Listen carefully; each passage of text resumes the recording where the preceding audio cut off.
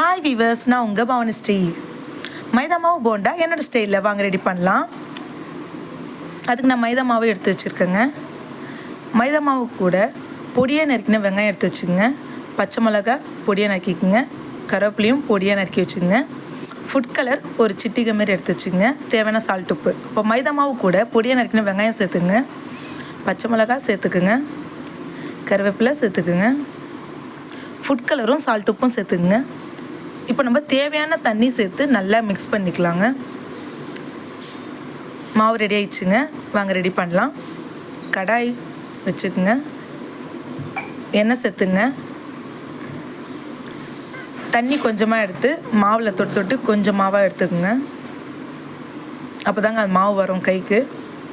எண்ணெய் காஞ்சோன்னே போட்டுக்குங்க. அது நல்லா திருப்பி விடுங்க. போண்டா ரெடி ஆயிடுச்சுங்க. ஈவினிங் ஸ்நாக்ஸு டீ கூட நான் ட்ரை பண்ணேங்க. உண்மையாக சூப்பராக இருந்துச்சு. நீங்களும் ட்ரை பண்ணி பாருங்கள். தேங்க்யூ, பாய்.